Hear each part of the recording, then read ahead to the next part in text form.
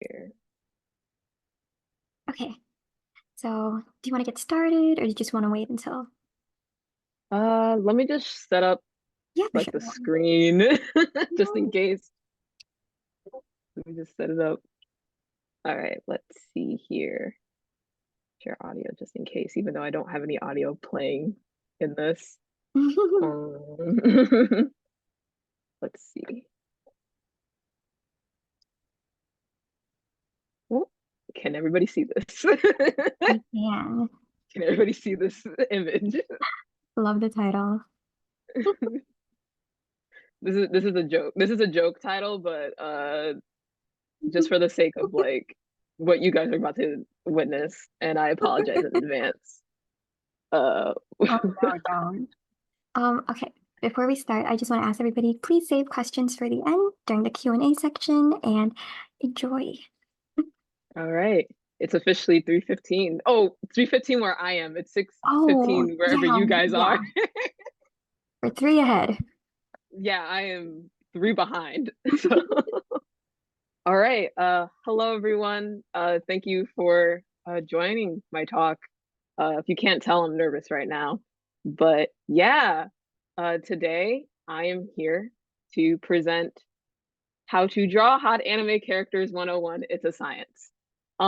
This is a joke panel. In reality, what I'm going to be talking about is freelancing in Japanese animation, also known as anime. I'm pretty sure most of y'all probably know that by now.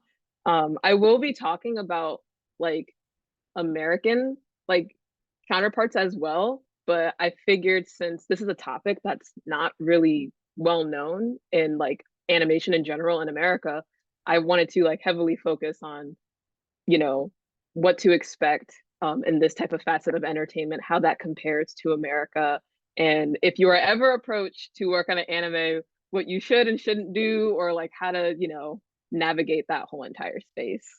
So let's begin. So first off, introductions. Hi, my name is Cree. I'm a professional 2D animator, storyboard artist, layout artist, and character designer in TV animation.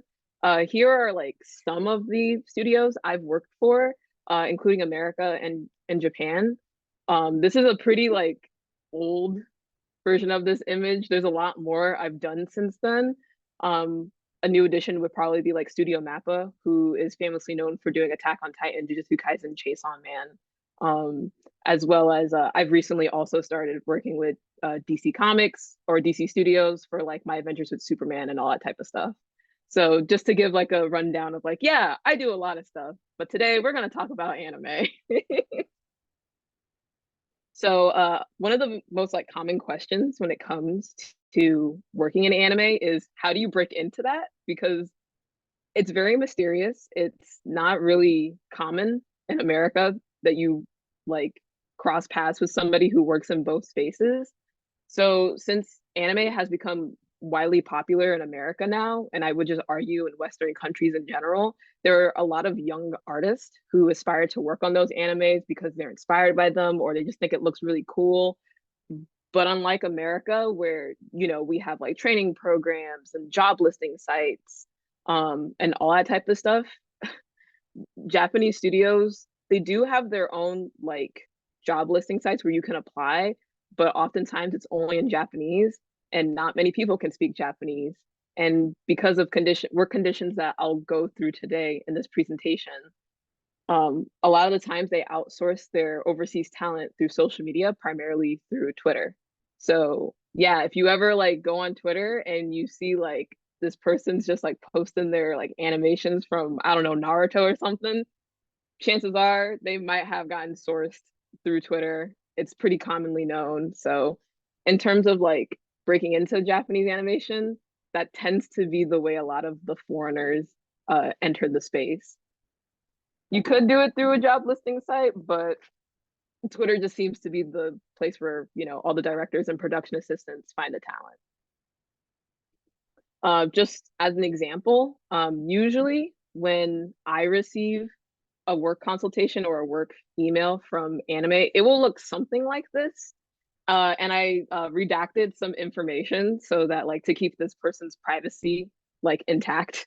So this was an email I got in December of last year, requesting, "Hi, I apologize for the sudden contact." That's a very normal way they start the email. Um, Asking like, "Oh, would you be interested in working on this anime we're creating?" Usually they'll tell you what the episode is, the job description, which we'll go through later in these later in these slides, the pay rate and also the scheduling and the materials such as storyboards, character designs, usually all right up front within like this first email. Now, usually, it's very rare for me to have an English like work consultation. I'm very used to it being Japanese, and that's another common question I get in terms of like the language barrier between like, oh, do you need to know Japanese in order to work in anime? The honest answer is not really, because a lot of studios now have translators due to the fact that they do outsource to a lot of foreigners who just happen to speak English in the majority. So usually I will get a Japanese one, and I know enough Japanese to like communicate with them. But if you're starting out, you don't really need to know, but I would implore you guys to learn anyway because it's an easier way to communicate with them. And culturally speaking, there might be some differences that, will get lost in mistranslation because, Japanese and English are two very different languages. So this is usually what you can expect out of a work consultation email for like an anime, let's say. Uh, it's nice that this person did it through my work email. I'm used to it being like a Twitter DM. So don't be surprised if this were to happen to you. But moving on, um, I hate saying this because I feel like it's like shattering people's dreams. But even when you are approached to working on an anime, you should always be careful because there are cases where one could potentially be a scam, but two, if you're approached and you are a young emerging artist, you may not know what you're signing yourself up for. And the honest truth about anime is the working conditions are not the same as America, and they are working a much more intense and condensed timeline compared to like, your Steven Universes or, your like Invincibles and stuff where they're given like a year or two to like make the show. In anime, that's not the same case.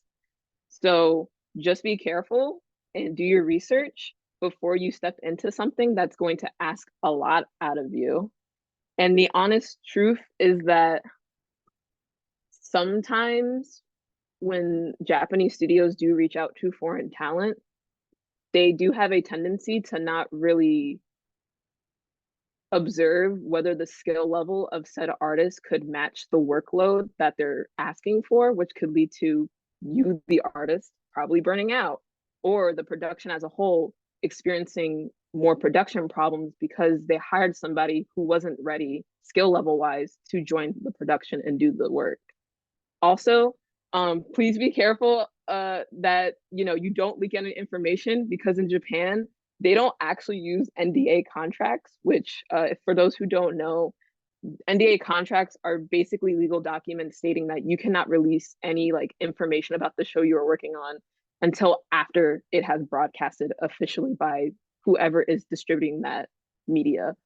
Even though Japan doesn't give that, you should still respect the confidentiality rules and not leak anything. I've seen way too many like young animators enter anime, leak information, and then it like retroactively like ruins their chances of working on any more animes, or legally they have to like pay for that, you know, breaching that contract, even though there was no written contract. Just again, be careful. um Speaking of like the differences between, America and Japan, a lot of them come down to how the pipeline itself and the productions are like delegated.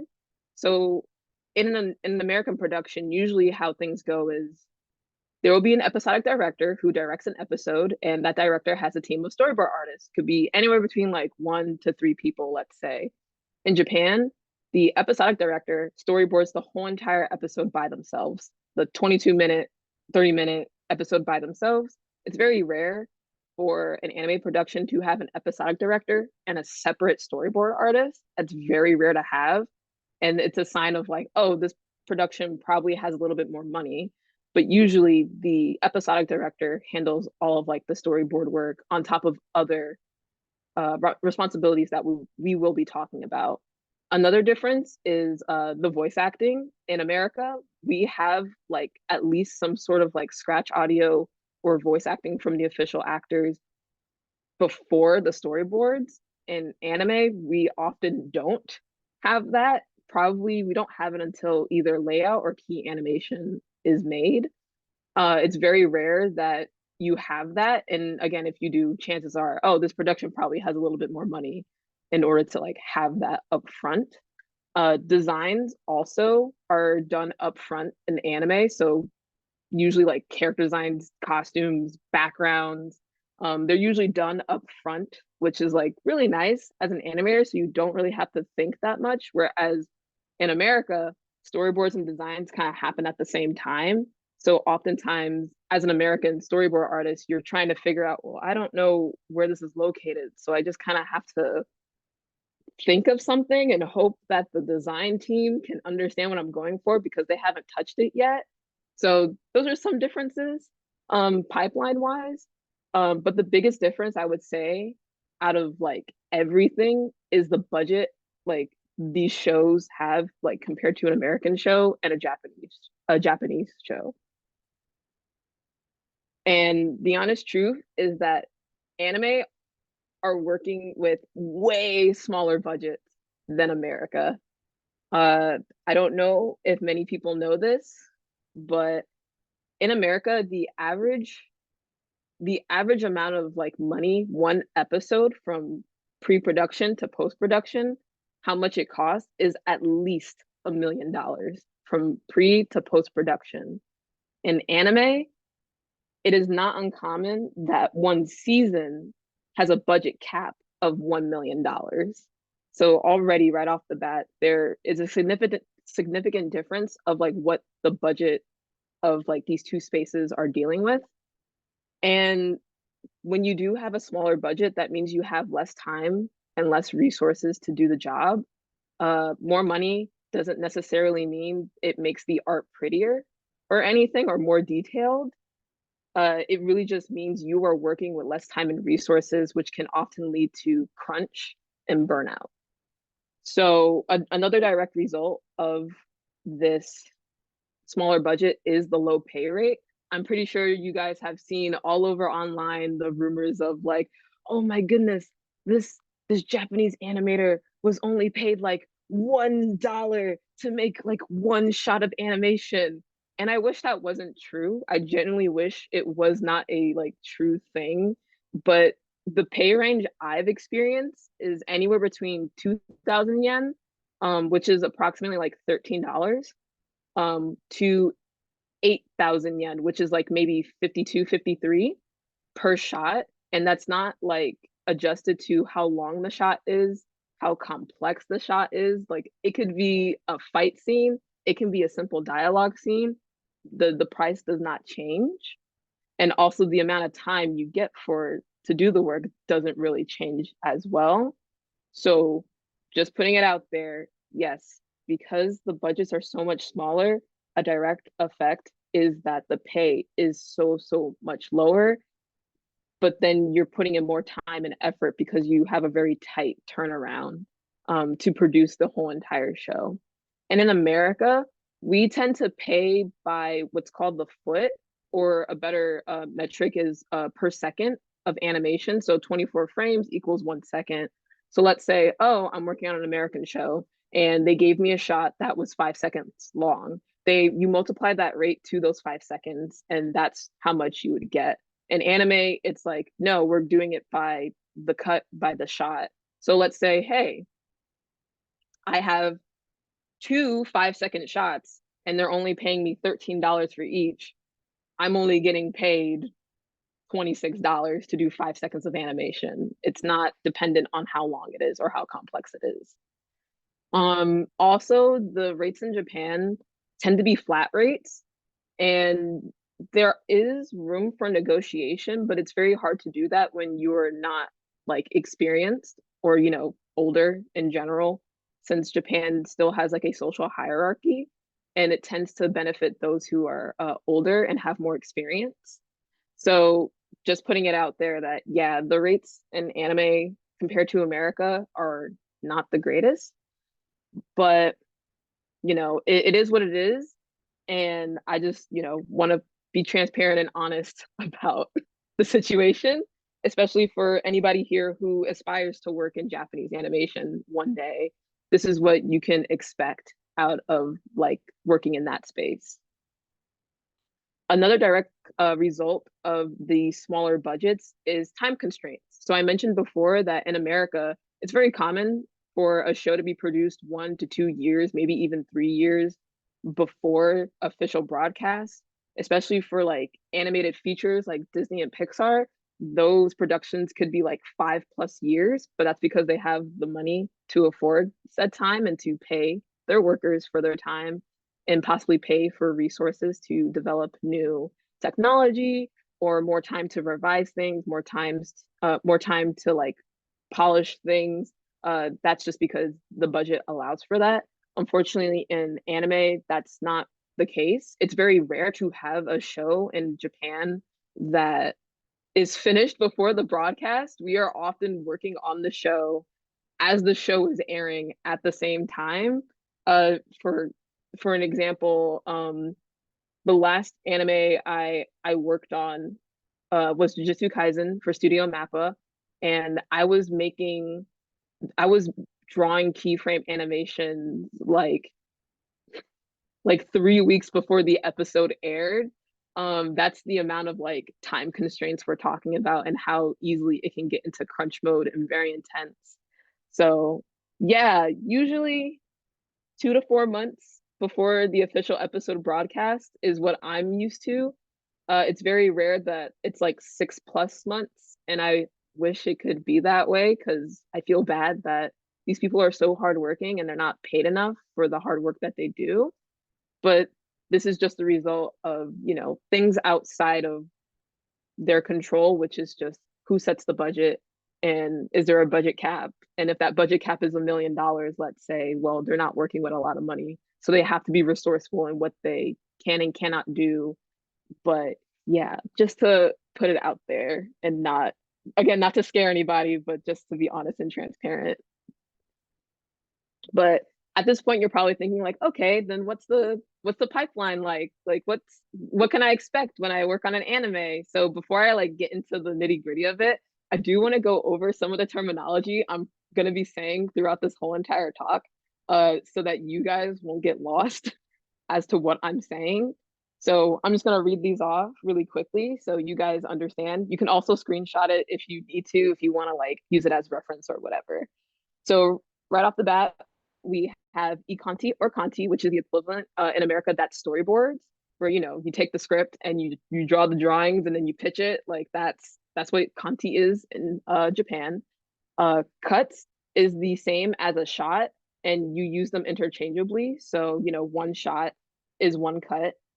A core, the equivalent in America, is a season of episodes. So a core could be 13 episodes, a core could be 24 episodes, or a split core is an order of 24 to 26 episodes, but it's split in terms of when they broadcast the first half and the second half.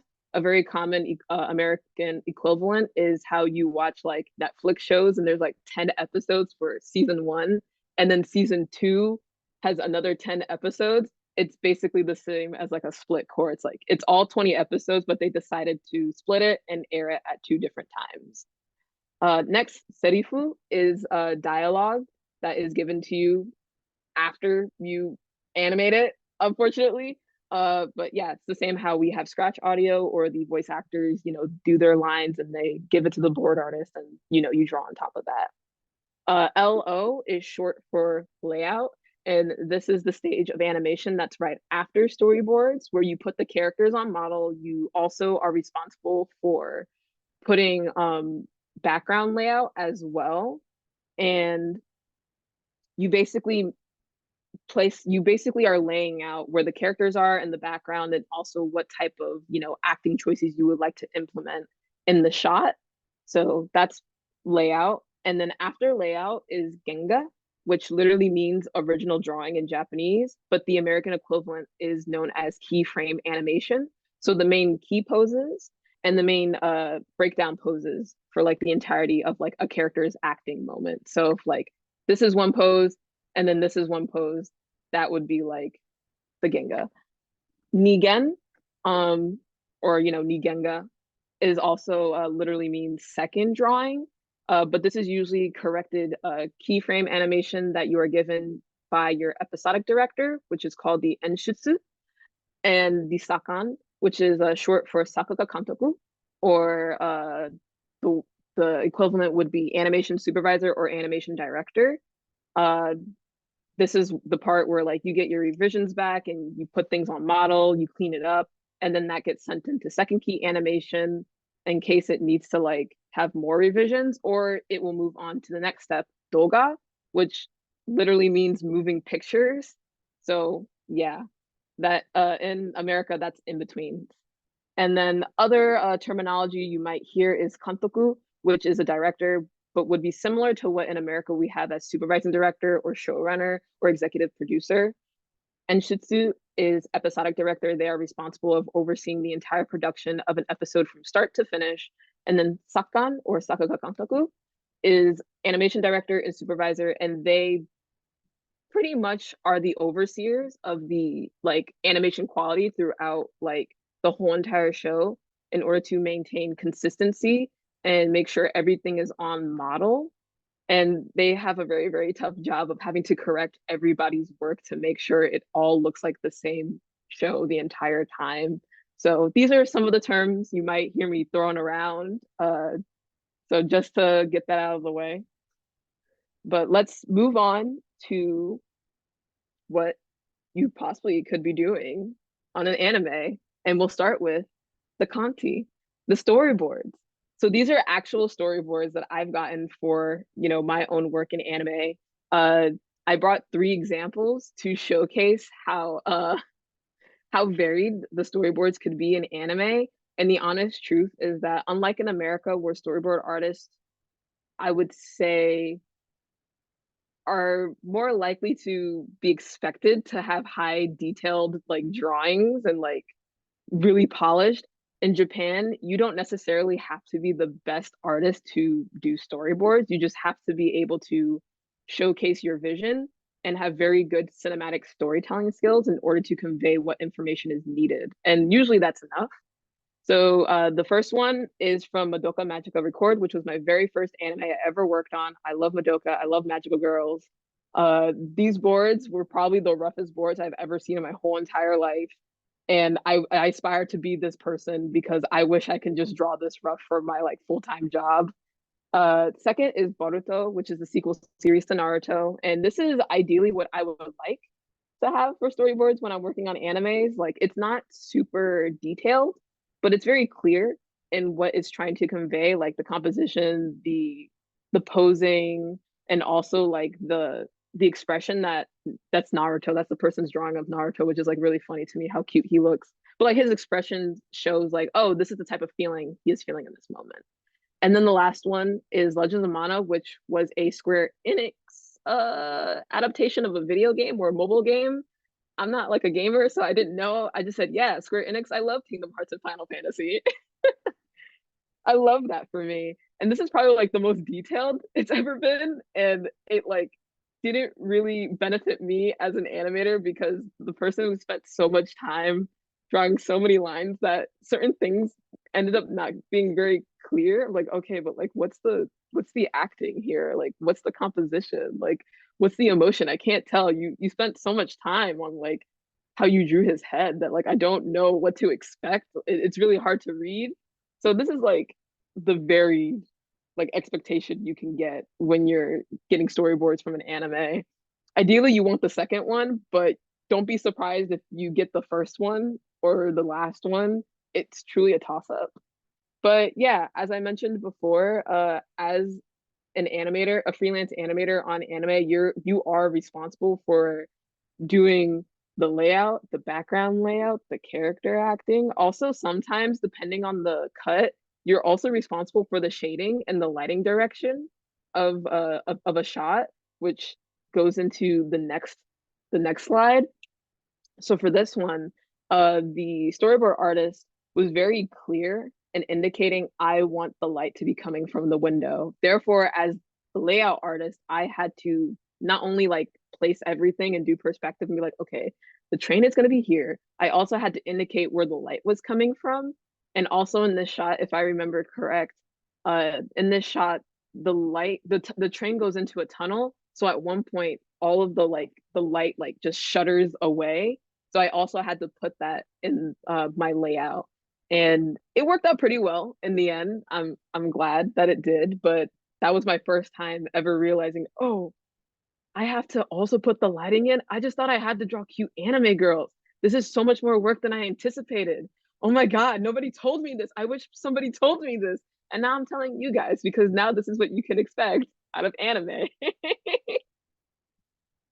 But here are some other examples of like the storyboard versus my layout. Again, this will forever be my favorite storyboard because the board artist was just very clear in what he wanted. And so I was able to draw Naruto like that. Like, oh, I know exactly what you need.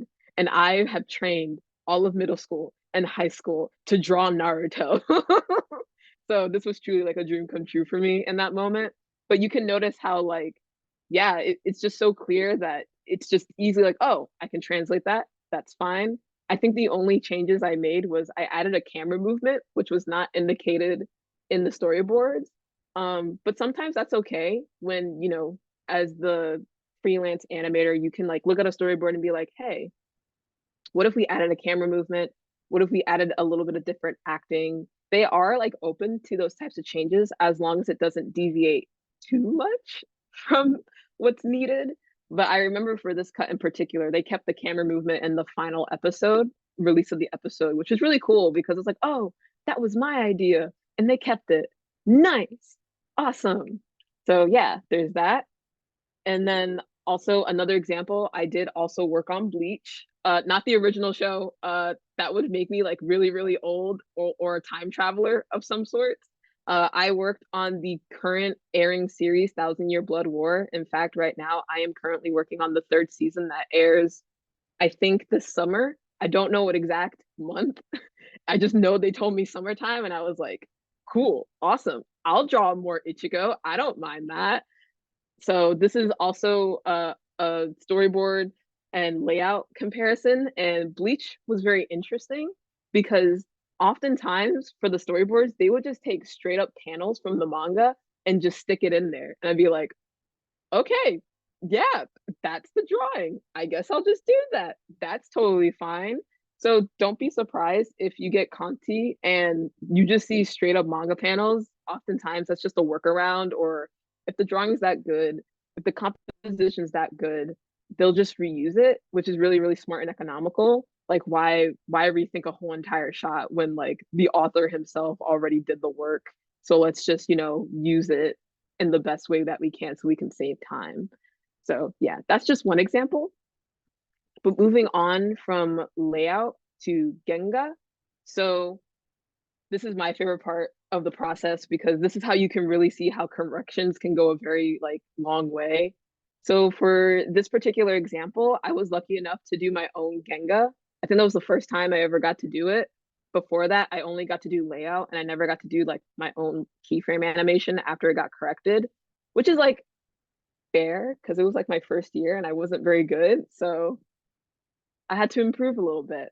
But Bleach has always been a really nice production, and I love working with them because they've always been able to like, I guess, see my own potential and allow me to like ease into like different types of like parts of the pipeline.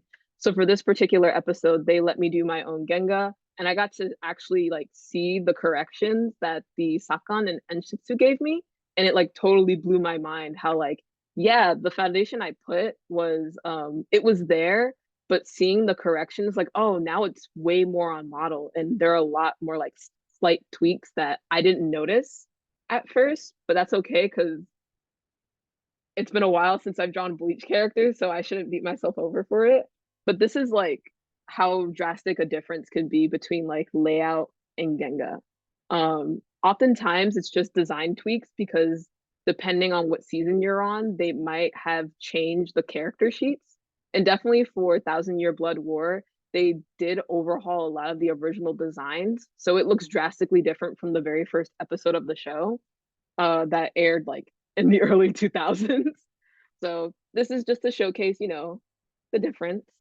And then usually after Genga, it goes into Nigen, second key animation, Doga, color, composite, all that type of stuff. So until we get to the final version. Um, so on the left, we see what's called Sakuga. It's a very popular term that's thrown around, but Sakuga just literally means like drawing. It doesn't really mean anything else, but that's the drawing. And then on the left is the official like colored composite work, and it is one-to-one my exact same drawing. So it's pretty cool to see it on TV or on my computer because it's on streaming platforms. It's not on TV anymore, which is sad, but I digress. But yeah, that's some of the difference that you can possibly see between these stages.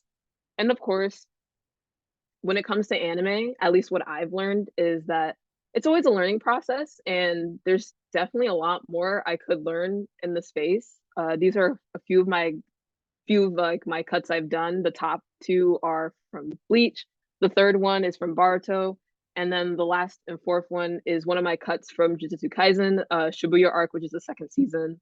Yeah, it's just you don't know what you're gonna get, but I think if you keep an open mind and you're careful and you do your research and you manage your time properly, it can be a really fun space to learn in because it's so different from America.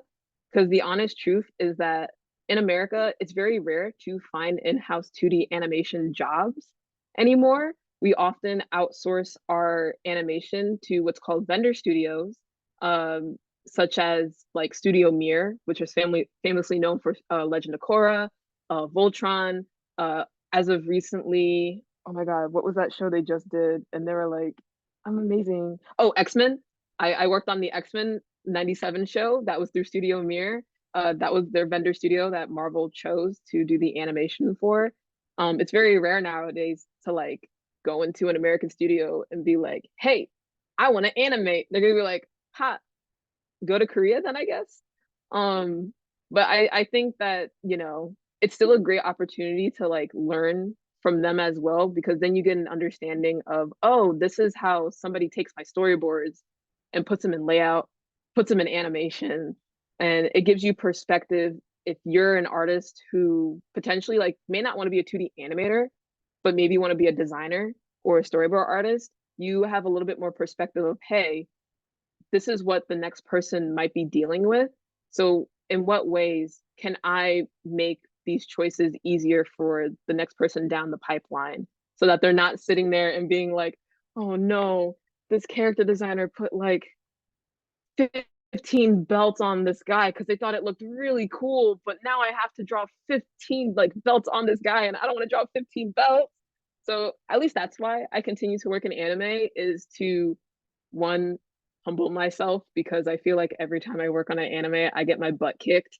But also like again to spread this information to you guys, or people who may not know or aspire to work in anime, like yeah, this is what you can expect. And always be mindful that your hard work will get handed off to somebody else, and you just got to be considerate of that. So yeah, but yes, thank you, me, for writing this. But I don't want any of you guys to be discouraged if, you're coming out of this being like, oh man, anime sounds like a really tough job. It sounds like it's not really a lot of money. I don't know if I could do something like that. I don't want to discourage you because I think any opportunity is a great opportunity to learn. It may not be the greatest, but you can still come out of it thinking, okay, I don't want that in my next job. That's still like you've still got something good out of it.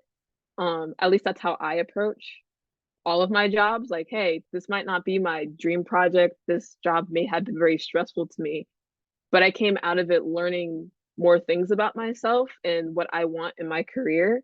So if you are ever approached by an anime studio, first and foremost, please, please, please do your research. If you are able or know somebody who has worked on anime, talk to them. That's what I did. because I thought I was getting scammed on my first anime. I was like, hey, um, I just got this email. I don't know if it's real. And thank God I had people who had experience to show me the ropes. But even like using like this talk as a reference point, like, yeah, just do your research, really think about like if you want to do it or not, because like I mentioned before, these deadlines are very, very tight and very, very quick. And if you know as a person that you don't do well under pressure, or you feel like you're not quick enough, or you can do that type of turnaround, then don't force yourself to take it. And even if you feel slightly like inconfident in that way,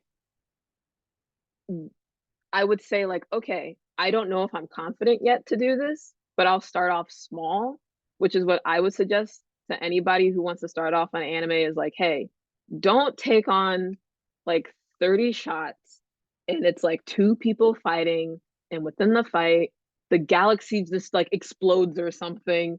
Start small, like a dialogue scene or like a simple acting scene and like a small amount of cuts. Um, I've taken jobs where like I only did 3 shots because I was like, I don't know if I can do this. Can I get like 3 or 5 shots and let's test it out? And it worked out in the end because then that one built a foundation with me and the studio to be like, oh, this person's willing to like learn and take their time. And then also that gives them the opportunity to teach me their own pipeline because every production is going to be different. Therefore, every pipeline is not always the same. Um, there's one particular studio that I've worked for where I started working for them in 2022, and I was really nervous about working with them because I had never worked on an original anime before, and I didn't want to like mess it up, but they eased me into it to now where like they're thinking, hey, we've been working with you for 2 years. We really think you could be ready to be like an animation director, which is the Sakan. And I was like, I don't know if I could do that. Can you like ease me into it or something? That's a lot of work. That's a lot of work. And they're, very open to that type of stuff. So if you do want to do it and you feel like, oh, I don't know if I can perform well, then start small. That's okay. You can work your way up to like the big Sakuga fight moments. You don't have to do it right off the bat. It's okay to like take your time and pace yourself. And then outside of that, I would say like skills that you should build before you even like try to get into anime because like this is another common question that I get is like what skills should I like hone on before I work in anime because it's very intensive. First and foremost, time management because the deadlines are super tight. Find a time management like schedule and flow that works for you as a creative.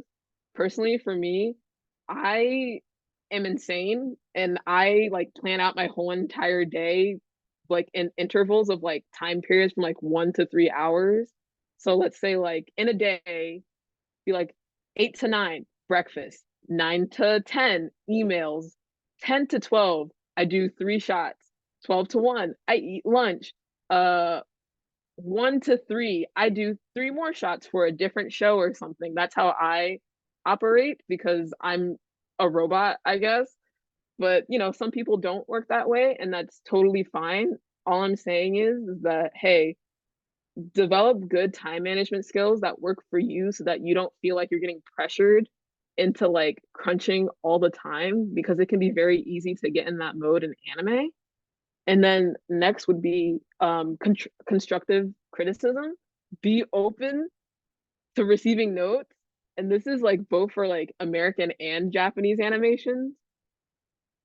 A lot of our jobs are like throwing stuff at the wall and seeing what sticks.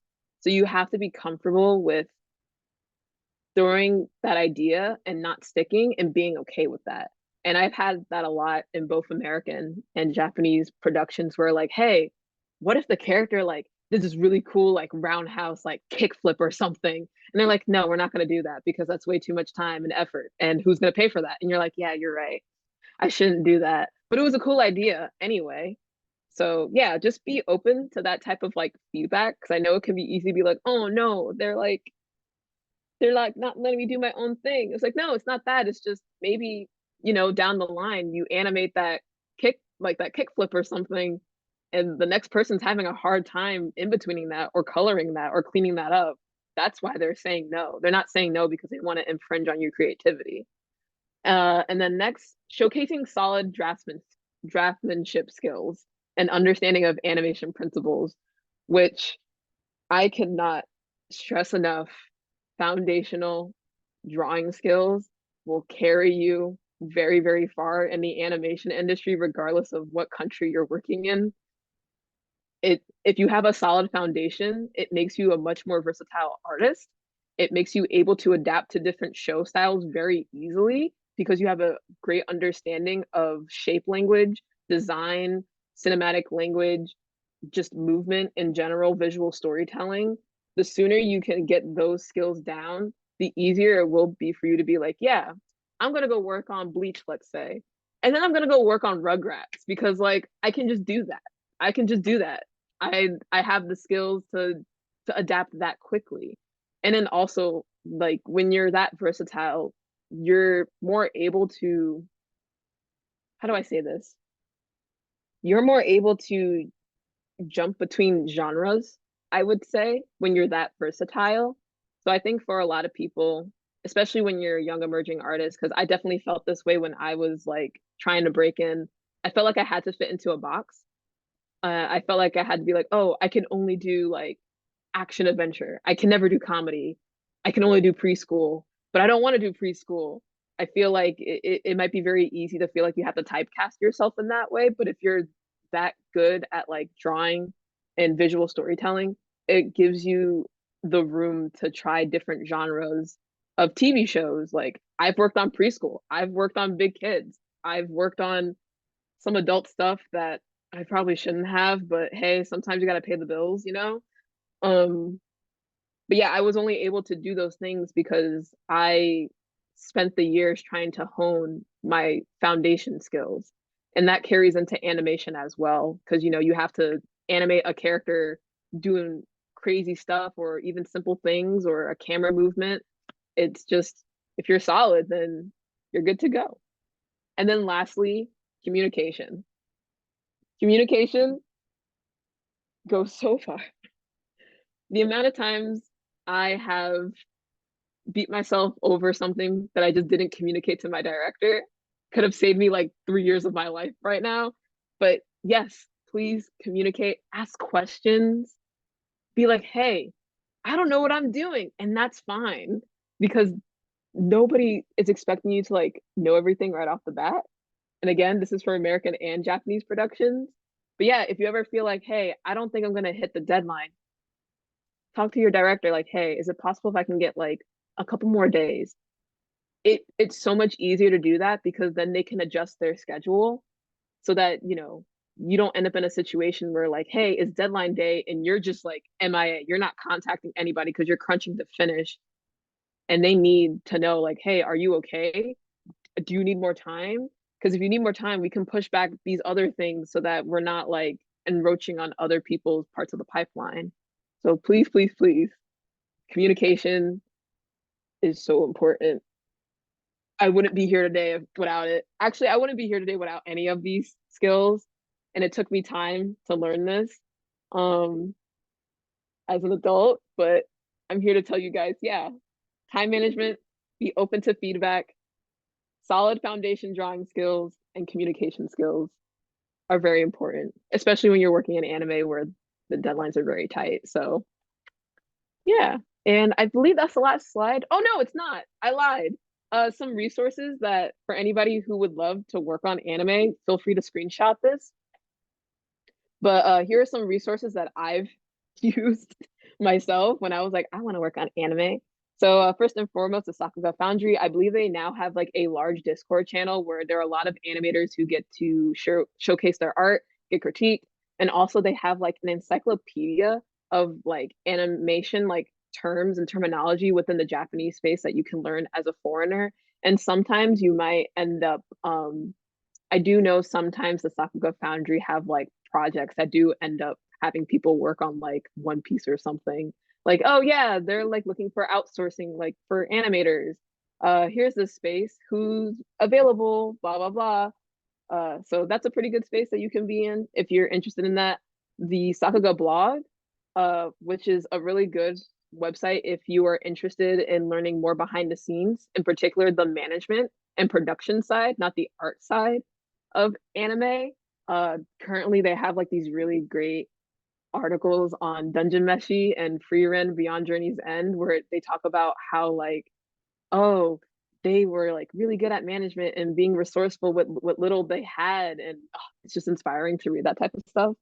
Or Sakuga Boru, which is, I guess you can call it like an animation site where it's an archive of anime spanning to like the 60s and 70s to like present day, and it's just like a treasure trove of like animation archives from some of the most famous animators across Japan in history, and you can download them and flip through them and study them. So I would highly suggest using that if you want to like capture that anime Sakuga style. Like start studying, start like copying that and trying to understand like, oh, this is this is how they did it. How can I replicate that? How do I, apply that to my own work? And then two other resources that I've recently gotten myself into is the Animator Dormitory, which is a YouTube channel. That's actually also I guess you could say like a foundation, like charity effort to better the conditions of the like work and pay in anime. So I would highly implore you guys to check out their YouTube channel, and they have really excellent, concise videos talking about the working conditions, production issues, budget issues. Like it's just like again a treasure trove of knowledge that for a very long time not a lot of people knew about, and it's really great to see that they're trying to share that information while also trying to build a new foundation for anime so that the workers in Japan aren't, being paid really low or having to crunch 3 days before the episode airs for a show they're working on. And then lastly, Full Frontal Moe on Twitter. I wish that wasn't their name, but that's really their name. I'm so sorry. This is supposed to be professional. This is also a recent resource that I've found where I guess the head person who runs the social media account has done a lot of interviews with very famous directors in anime, and because they are bilingual, they're able to translate everything into English, which is really, really nice. So I would also implore you guys to like check them out as well, because there are some really great like gems of like, oh, we interviewed this person who worked for Studio Ghibli. And you're like, whoa, how did you get them in an interview in the first place? So yeah, those are just some of the resources I would, give people if you want to start out or like just want to learn a little bit more about what's it like working in anime. And then yeah, I think that's it. Thank you. I'm sorry that took a really, really long time. No, it was but awesome. Thank you so much. yeah, I hope that was useful. And yeah, I guess we can do Q&A. Okay, awesome. Once again, I want to thank you so much for that. That was fantastic. I'm sure everybody here can agree that was like, wow, crazy. Yeah, it's like, how do I condense like what it's like to work in anime in 45 minutes? I know. It was fantastic. We loved it. Oh, thank you so much. If anybody would like to start off with any questions, feel free to unmute. Yeah, feel free to unmute. It's totally fine. I'm just here. I do have a question for you. Yeah. When I was in Japan in December, I caught this like TV interview thing about TMS production and their unlimited produce. I think it's a program that they're doing to empower artists to get paid more in anime instead of investors getting most of the profits. Do you have any experience with TMS production and that kind of thing? Or do you know anything about that? Unfortunately, I do not, but I do know a little bit about a lot of the different efforts in terms of putting that money towards the actual artists themselves. So basically, in anime, there are these things called production committees, and the American equivalent would be like the AMPTP, which are the people who actually like have the money, the investors and stuff. So that's like that's the American equivalent to the production committees. And these production committees have been existing for like, God, maybe like the 60s, and they haven't really changed. And a lot of those people who are in production committees are like investors, as you said. That could be like a TV broadcasting company, a person who produces like merchandise, like figurines, let's say. A manga publishing company could also be an investor. And the way it works is when you, let's say like you propose, hey, we want to make an anime out of Power Rangers. I don't know. I just thought Power Rangers because I like Power Rangers. We want to make an anime of Power Rangers. Okay, well, we have a budget cap of X amount of dollars. So who's gonna invest in this? And the rule of the game is the more money you invest in it, the more say you have in that project. So most investors try to get at least 50% of the investment, but they generally can't go over that for some, like, I don't know, legal reason. But usually it's like if you can reach 50% of investment, they have a lot of say in what they want in that. So the last 50% is then divvied up by other investors, which could be like, you know, a a figurine company or like a tourism department if like the anime is taking place in a specific location to boost tourism and that type of stuff.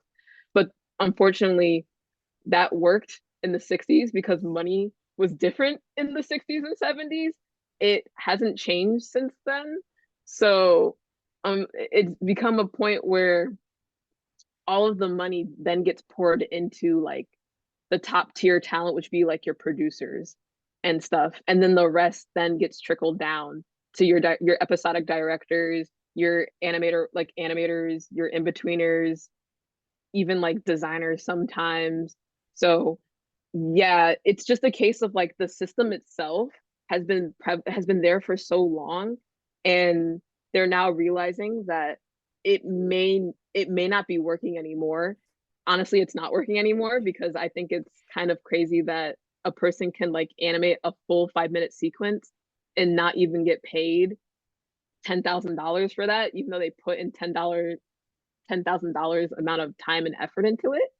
So yeah, there are a lot of efforts like that in Japan. It's just very, very hard because socially and culturally speaking, they are very like much of a collective society as opposed to here in America where we're very individualistic. So it's very easy for us to speak up and be like, hey, you're not treating me right. In Japan, it's the opposite. It's very hard to do that. And if you go against the grain, it can be ostracizing in some ways. So I'm happy to hear that like they're really trying their best and hopefully they can mobilize together to like strive for a better future. But it really is a long road ahead for them as of right now. So yeah, I hope that answered your question. Yeah, thank you. I was just really curious about like the efforts they're taking because I see a lot of anime producers like trying to get the artists more money so that they can live. Yeah, isn't there an animator shortage in Japan too? So like no one wants to do it. Yes, yes, there is. If you ever watch an anime and you see the list of names are like Twitter usernames, that is a case where like unfortunately they burned through all of their talent. And I wish that was not the case because another issue with having a small budget and less time is less time to train new talent. So what ends up happening is you're like your really old veteran animators end up taking on a lot of the workload, and they're like in their 50s and up at this point. They physically can't do that work anymore. So what else could you do but outsource outside of Japan? So yeah, I'm not surprised that there is a shortage or like a lack of motivation to do it because quite honestly, why would you want to work for an industry that is not compensating you for the hard work that you do? And I'm saying this as somebody who does work on anime, but I don't do it full time because I know my limits, I know my boundaries, and it's cool to do it, but I do it to learn and also to share information with you guys if you are interested in that type of stuff. Thank you very much. Thank you. No problem. I can't tell who wants to ask a question. Oh my God. I just want to say real quickly, I'm going to be gone from the minutes of 7:15 to 7:30 to go do another thing. But how long are you going to be here for? How long are you planning to be here for? I mean, as many questions as people are asking, to Oh, be quite okay. honest. Thank you so much. I appreciate that. Okay, I think Yeah. Mason has a question. If Mason Oh, minds unmuting or typing at the yeah. Hi, Mason. Oh, Mason, are you muted? Would you like to ask a question? Or is it in the chat? Do I have to look at the chat? Um, I'm not seeing anything. Oh, they say, hi, my microphone is not working, lol. Okay, Oh, don't okay. worry, take your time. They're coming back. Okay, okay. Okay. If Oh, anybody else okay, has a cool. question in the meantime. Yeah, feel free to ask anything. Hi, That's what I'm here for. hello. Hi. Uh, I had a question, curiosity about two types of animation pipelines. The differences between like an animation that follows a manga, any shonen animation basically, like Jujutsu Kaisen, Mm-hmm. One Piece, and then original anime like 99% of Studio Trigger anime, like Kill la Kill Mm-hmm. or The Great Pretender. I was wondering if there was really any key differences between those kind of timelines, since one has to follow a manga, the other has to follow original content, or are they pretty similar in the way they do things? I think they're actually pretty different. So when it comes to adapting a manga, usually 9 out of 10 times, they are given a predetermined broadcasting date that can often lead to crunch. So for a show like Jujutsu Kaisen, right off the bat, they told me like, oh, it starts airing this time and this day. And that's purely because in Japan, unlike America, TV broadcasting is still very much a large thing. It's still very prevalent. So they do care about viewerships. And also an anime adaptation of a manga is basically a commercial to sell more of the manga, which then leads to, well, we have to keep pumping out more seasons so that we keep this IP relevant. That's why, shows like My Hero, for example, almost every single year there's a new season. But if you notice, from season one to the current season, you'll see the drop of quality in the animation because they're continuously crunching to pump out a season to continuously promote at this point the end of the manga. Whereas in an original anime, it's very rare to work on one of those because holy shit, an original, like even in America, it's a hard time to work on a show that's purely original. There's like a lot of reboots and stuff. I've noticed when it comes to working on original animes, they are working with the same amount of money, honestly, but I think because it's more so like it's a production that's not dependent on like pleasing an investor, but rather a creative endeavor that the studio wants to make, that you're allowed to do more and have more creative freedom. That one studio I was talking about that like sort of eased me in to like their pipeline and then asked, hey, would you be interested in becoming an animation director? They're the type of studio that they will do like manga adaptations, but they also have aspirations of creating their own voice, like Studio Trigger, let's say. And they've done a really good job at like balancing the two and building credibility in that way so that they're able to pull more funds from investors and not be like so heavily reliant on like, hey, we're adapting a manga or a light novel. Like, no, we wanna make this crazy show and we don't know if it's gonna work, but we really want to do it. And the investor's like, well, you already did a good job on like these adaptations, so why not? There is a case where it could be self-funded. So for Studio Trigger, I believe like Studio Trigger and sometimes Studio Mappa, depending on the show, it's like self-funded through the studio themselves. So they have a lot more creative control and say of what happens.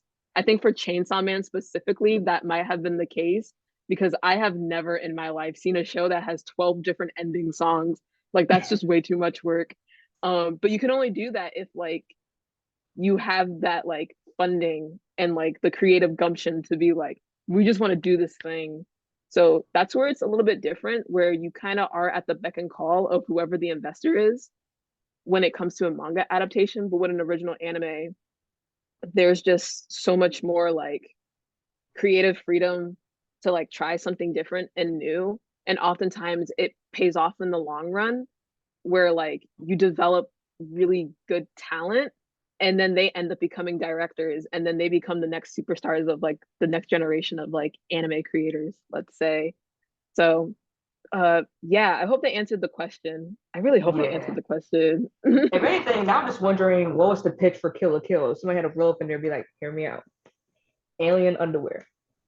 We're You'd be cooking surprised. here. Like sometimes that is just the pitch. Oh my goodness. But yeah, Sometimes that it really, yeah, it's like that sometimes is the pitch, to be quite honest. Like, hear me out, guys. Sailor uniform is an alien.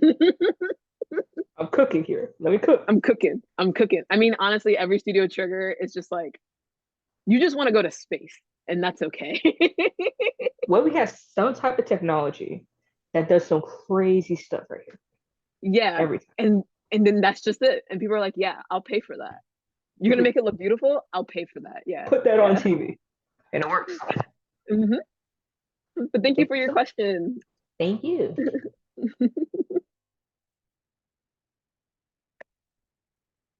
Cool. All right. Sorry, I had a message from my email, but if anybody has any other questions, feel Hello, free can to you ask. can you hear me? Yeah, I can. Hello, Hello, how's it Jacob. going? Pretty good. I'm sitting I here. just I just had a question mostly about what it's like working for a vendor studio. Like you mentioned Studio Mir.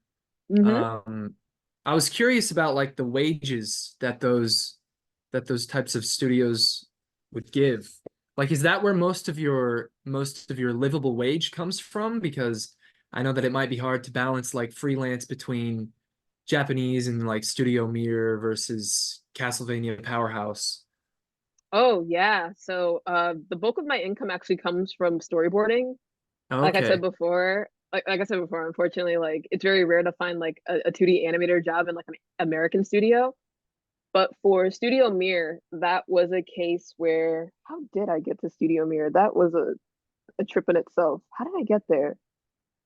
Oh, it was because I was working at Marvel at the time. And they were responsible for X-Men. And I guess somebody on the X-Men production had recommended me. And I was working on Spider-Man as a storyboard artist while like helping out with X-Men every now and then. So that was the case of like, oh, we have this person who can also animate. And so Studio Mir reached out to me. And Studio Mir or like Korean studios in general, they're a little bit more similar to American productions in terms of how they pay. So I mentioned before in America, we pay by like the foot or per second of animation. That was the Mhm. case with Studio Mir.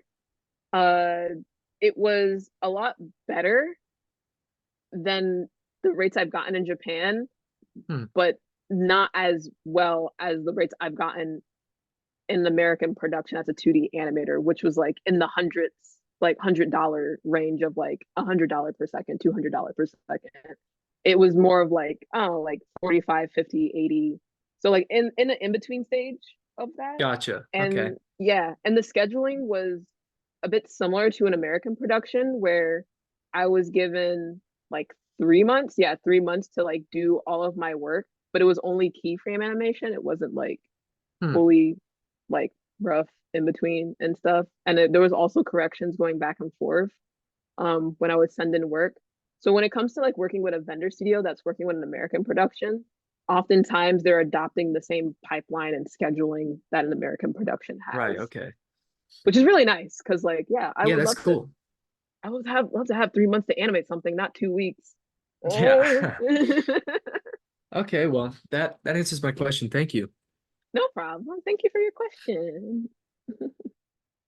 Yeah, cool.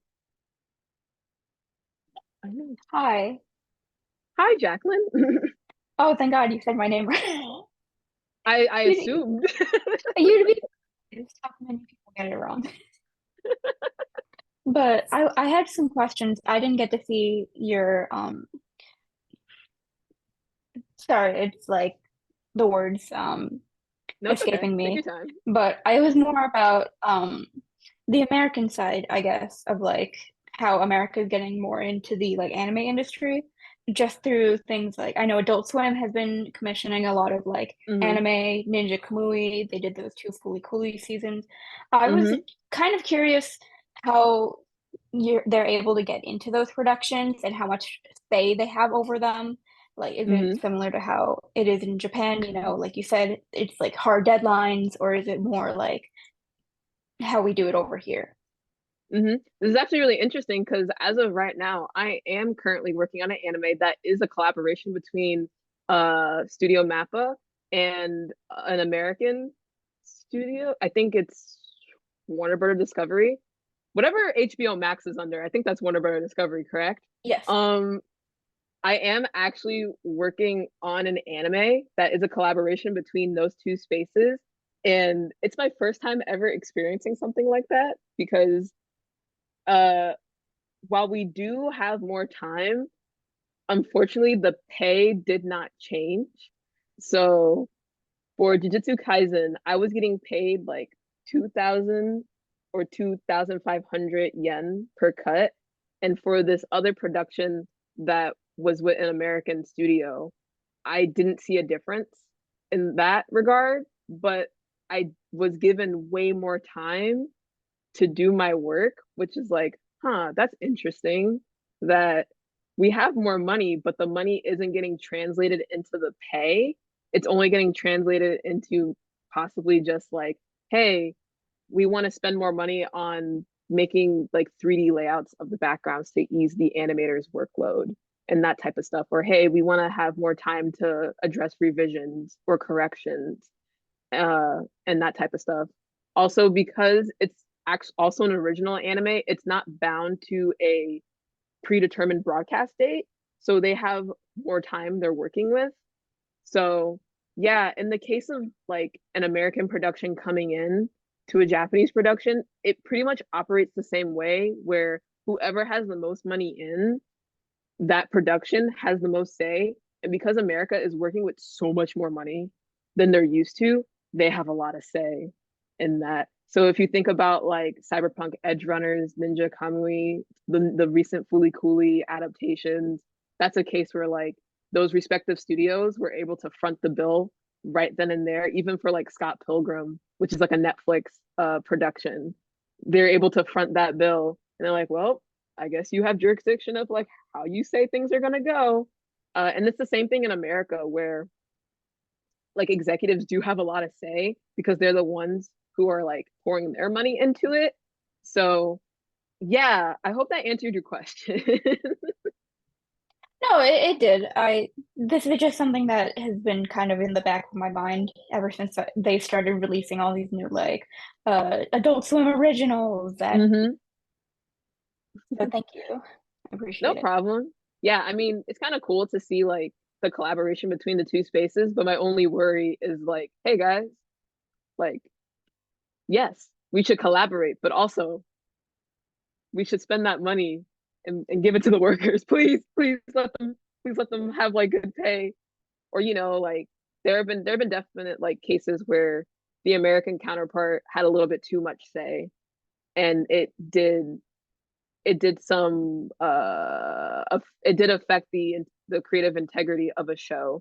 Because that even happens here in America where like you watch a show and you're like, what were they going for? And you realize, hey, there was just a lot of corporate executive meddling, and they just didn't let the artists do what they wanted. So that's where I'm like, it's cool that you're collaborating, but also like, please let them be able to tell the stories that they want to tell without encroaching on their creativity.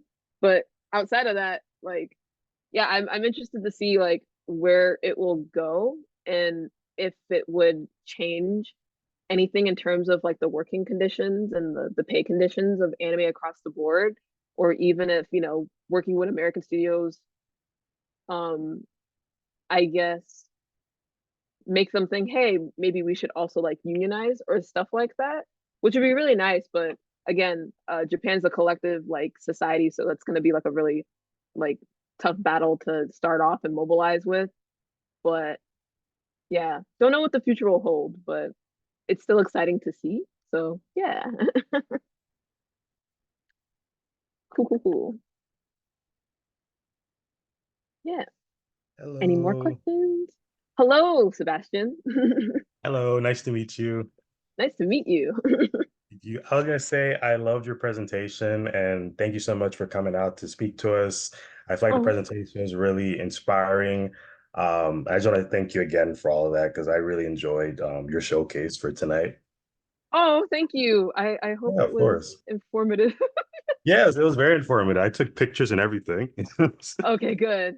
Like take screenshots if you need to. But I would say for my question, because I'm inspiring to be a TV animator, and I know Hmm. although Japanese studios and American studios are different in their workflow, as artists, we always get like stressed out for deadlines and stuff. And I know over in Hmm. Japan, you guys like are always like on crunch time for animes and stuff. Hmm. So I guess my question to you would be, do you feel like the less time you have has made you a better artist, or do you feel like it stresses you out and you wish you had more time to work on a production sometimes? Oh God. When it comes to anime, I wish I always had more time. There are definitely some anime productions where I'm like, yeah, I did that. I'm proud of Yeah, that. But usually when it comes down to like a show that the production wasn't managed properly and I was crunching, I don't feel as proud of the work, but I'll still showcase it because like, hey, it is still hard work that I did and I should be able to celebrate that for myself. right. Um, but if anything, even in those really tough, stressful experiences that I've had, I still come out of it thinking, I got through it one, like for one, but also it helps me think like, wow, there's still a lot more I can improve on, and I don't want to stop learning, and I genuinely enjoy what I do. So it'd be great if I could have like all the time in the world to like animate for anime. But yeah, I yeah, yeah. I wish I could say like I'm proud of every single anime I work on, but the honest truth is like not all of them, but I don't regret Mhm. any of the experiences I've had. No, yeah, for sure. And as a follow-up question, do you feel like working on anime has made you a better artist based on like the designs being more complex and the animation being more intense and stuff? Oh hell yeah! Am I allowed to Oh curse? yeah, Well, let's go. I've cursed that this whole entire time, I think. Oh, absolutely. I God, maybe this is some insider information that has I don't know if I should be sharing with you guys, but in American animation right now, although obviously I'm pretty sure you guys are aware that the state of the industry does look a little rocky right now, Yeah, and it's okay that you feel anxious about that. Like trust me, I'm also anxious.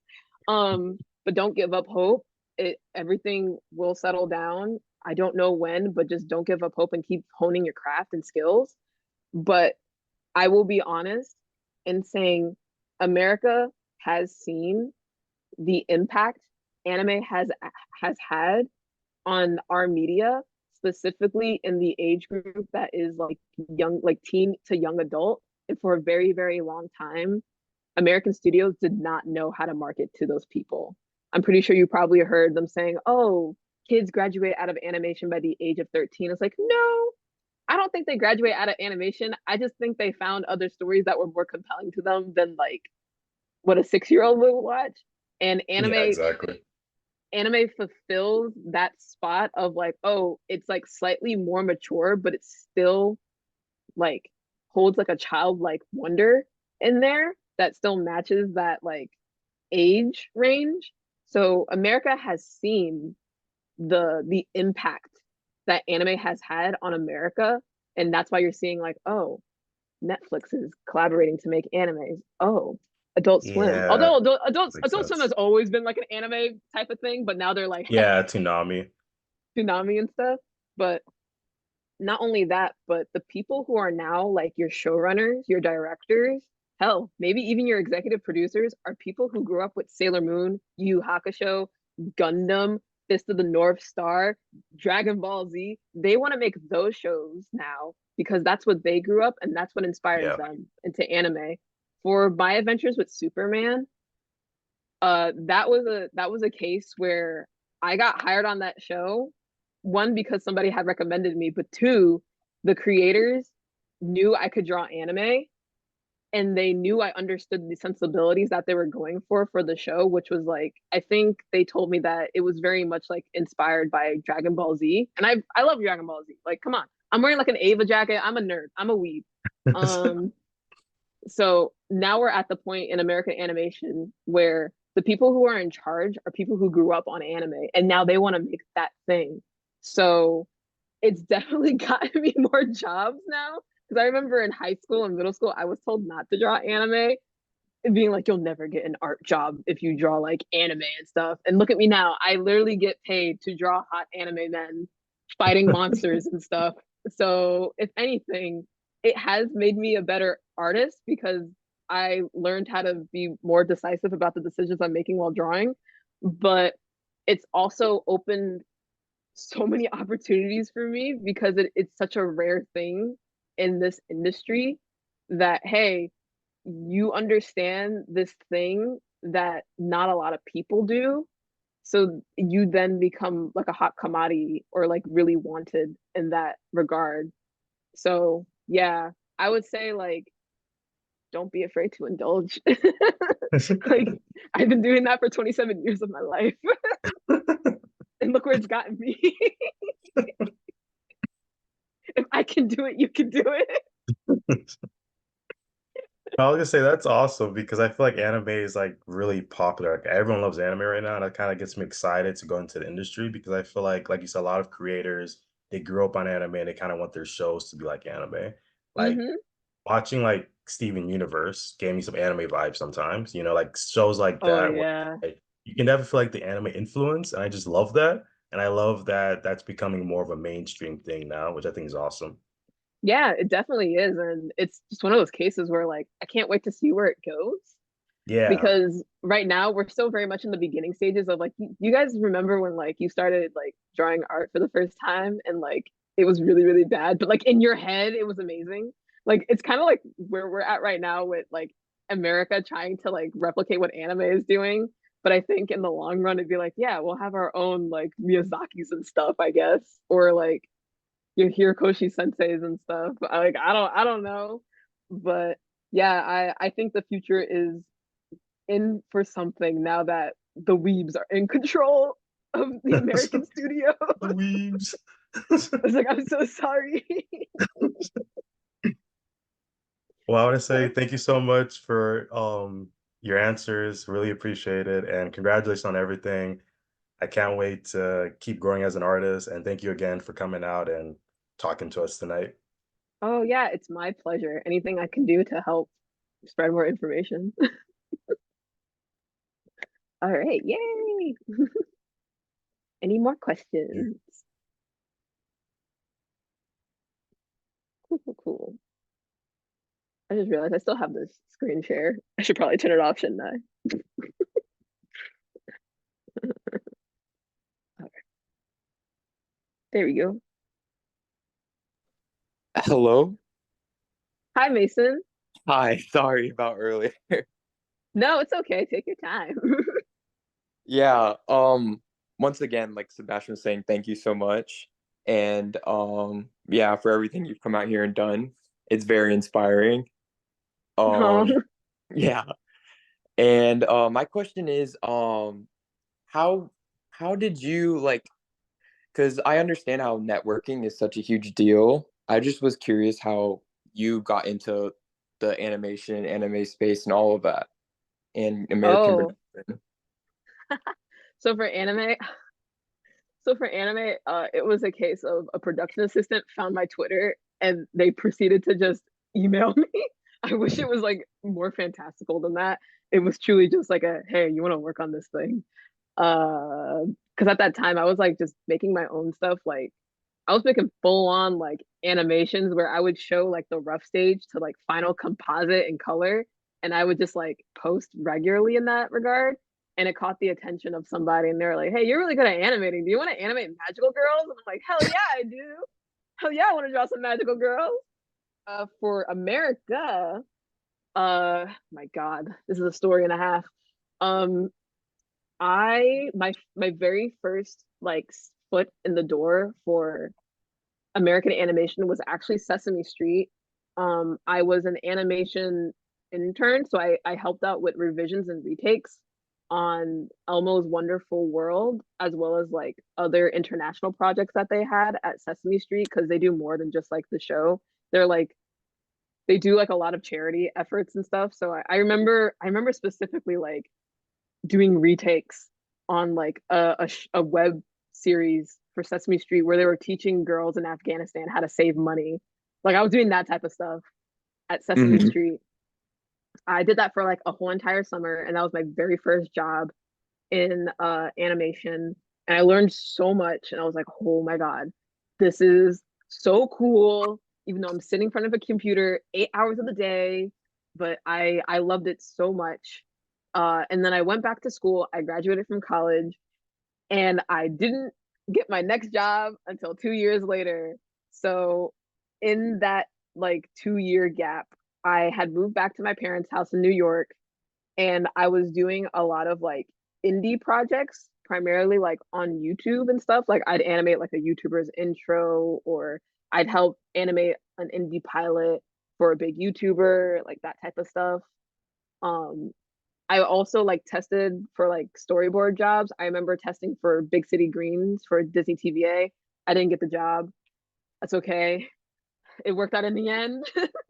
So I was doing that type of stuff where like I was, doing what I can to like gain experiences and taking tests and getting rejected a lot. I got rejected so many times. And then it was the summer of 2019. I took a trip to California for the very first time with my older sister, because we both at that point were like, hey, we want to move here because we had aspirations in our career that just happened to be in California. So we went there. I got to meet some online friends who just so happened to also work at like in animation too. Like I had a few friends who had worked at Cartoon Network at the time, and we got to meet. I got to see the Cartoon Network studio, RIP, I will miss you. So like that type of stuff. And then towards the end of that trip, I had learned that Nickelodeon Animation Studios had a training program, and there was a writing division and an artist division. And I thought to myself, well, I guess I can apply. Like I didn't take it too seriously, because up until that point, I had spent like 4 years applying to their internship program and I never got in. So I didn't think too much of it. So I flew back home to New York at the end of that trip, and I only had a week to make a portfolio. And mind you, don't do this. Don't be like me. Like actually take the time to like craft a portfolio. I'm just insane. So I remember like I had a week to submit the portfolio, and I did the boards in 3 days. And I thought, I don't know if this is gonna work. And I sent it out, and I just didn't think much of it. I was like, I'm probably gonna get a rejection, they're probably gonna say no to me. Uh Come September, I get a call. It's a Burbank area code, and I thought it was a phone call from a friend, because at that moment we had just exchanged phone numbers and I recognized the area code. So I pick up the phone. I'm like, oh, hey, how's it going? And the person on the other end is like, oh, hi, is this Lee? I'm like, yeah, you know my phone number. Why are you asking that question? And the person on the other side proceeds to say, hi, my name is so and so from Nickelodeon Animation. You've been selected to be part of the semifinal rounds of the Nickelodeon Artist Program. And then I just like cried in that moment, because I couldn't believe what just happened. Um, so then I went through 3 months of interviewing for that program, and that whole entire time I felt like I was living a sports anime like tournament style thing. Like, oh my God, the semifinals, the finals, like it felt like every single day I did not know if it was gonna like happen. But I remember it was Thanksgiving weekend. I got the phone call that, hey, you've been selected as a finalist. And I just remember like crying my eyes out at the Thanksgiving table. And yeah, and that was my official like real break into like American animation. I don't know if I would be where I am today if it not for like that experience. And for those who don't know, the Nickelodeon Artist Program is a 6-month long training program where you get assigned to a show, whatever is like being produced at that time of moment in the studio, I was assigned to Rugrats. And they basically train you to become a storyboard revisionist, a character designer, a background designer, and now a CG generalist or CG artist. So yeah, that was my official first break into animation. And during that time, I I knew I couldn't waste it. So I made the effort of like meeting as many people as I could, whether it was within the studio or outside the studio, because I knew that like I only have 6 months to make this work. So I gotta make it count. And it I just worked really hard. And I was lucky enough that after the program, I ended up on Star Trek over at Titmouse. And then it just kept leading into other jobs after the fact because I took the time to like develop relationships with the people who I worked with. And then they remembered me for like one, my hard work, but also I think just like my special interest in being an anime weeb.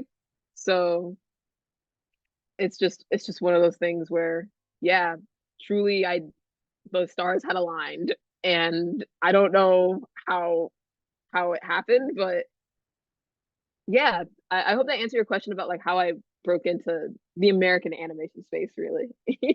Oh yeah, that that definitely answered it. That was really like that was a really cool story, like very inspiring. Again, Oh, wow. thank you. Yeah, so guys, don't give up. Please don't give up.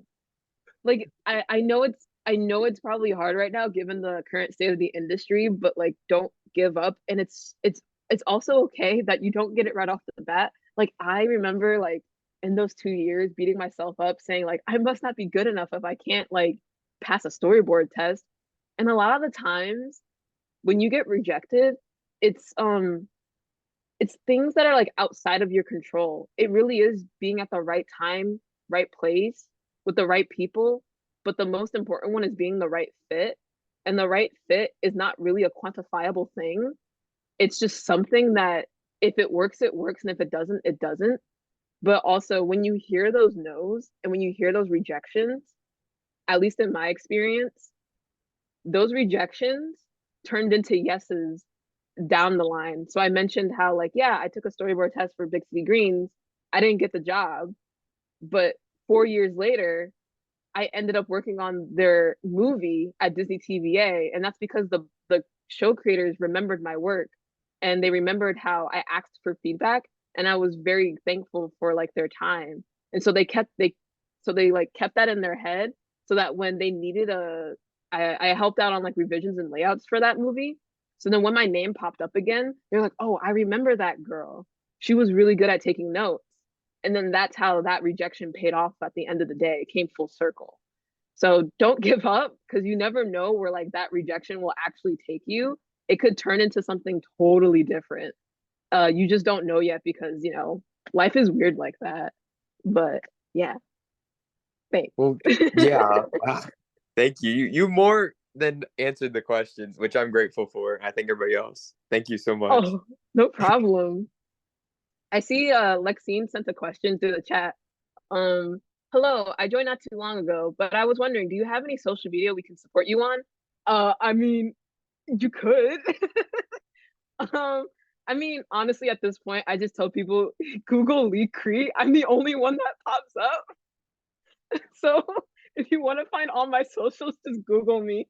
And I feel bad for saying it, but that's like the easiest way to say it. I feel weird like saying that type of stuff, but also thank you if you want to support me.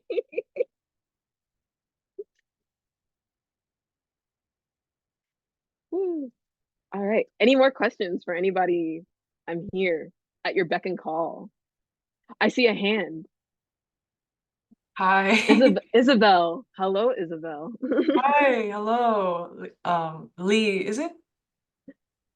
Yeah, Lee. Lee is just Okay, fine. okay. No, I wasn't sure if I got the pronunciation right. I wasn't here for like most of the presentation, but I do find like you being here like very insightful, especially like for breaking into like the industry. And I want to thank you for your time, first of all, for being here. Uh, what I really wanted to ask is like since you've had experience both in the Japanese and the American animation industry, do you see it like changing up a bit, especially since like more American productions are trying to like emulate like that like Japanese like anime style of like Oh, production? yeah. Oh, yeah. A different person had access, but yes, yeah, I do see it. I mean, in fact, that's what I get hired for the most part nowadays. Because of, like I mentioned in a previous question, the people who are now in charge of like show running, executive producer, directors are people who grew up with like Sailor Moon, Yu Yu Hakusho, and those types of like older like anime shows. So they want to emulate that now. And uh like I mentioned before, when I was a student, when I was in middle school and high school, it was heavily discouraged not to draw in that way because it was less than or generic. In reality, you just didn't understand why it worked, and that's okay. But now that we are in a time where anime is super popular, like I remember getting bullied for liking Naruto, and now I go to my local bar. No. I remember, and now I go to my local Barnes and Noble, and they're like teens like reading Naruto, and I'm like, what the heck? Like, how come I wasn't born in this day and age? I'll walk up with my Ava jacket and like a 15-year-old's like, yo, cool ass jacket. I'm like, I wish, I wish I had this experience as a 15-year-old, but now I'm 27. Um, I think because for like, so like I was in schooling from like, God, I was born in 96. So from like the early 2000s till I graduated college in 2017, 2018. So for like almost 2 decades, a lot of artists were told not to draw anime. And because of that, there's now this gap of generation of artists that don't know how to draw anime. But now the people in charge who are inspired by anime don't have a roster of artists that can do what they want. And they would have to then train people to match that style and sensibility. So I guess I lucked out in that one. I didn't care and I kept drawing anime anyway. But two, it has given me a lot of opportunities to like implement that thing that inspired me as a kid into like the shows you see now on today. I've put in way too many anime references in American shows than you can count. But I think it's cool that we're starting to see that, and I hope it can breed a new generation of artists who can just like express their love for not just American animation, but Japanese animation or animation from any type of the world. Like it doesn't need to be like segregated anymore. Like we all like drawing things moving and cute things or cool things. So Yeah. please. But I do see more collaboration. I do see like even for a lot of like the current shows I've heard about that are under NDA, like a lot of them will be something like, hey, it's Akira, but this also instead. Like why Akira? I don't know, but if that's what inspires you, then go for it, my dude. Like that's what's super cool about it is now we don't have to hide it. We can just unabashedly be like, yeah, I'm an anime fan and I want to make something like this. Um, it's still a long roads ahead, but I think we're at a good point where like, yeah, we're probably gonna see more of it. Whether you like it or not, you're gonna see more of it. I mean, I'm here for it, so Yeah, come here for the anime renaissance.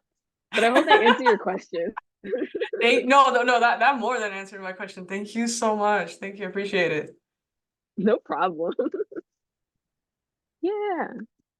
Any more questions? Hi.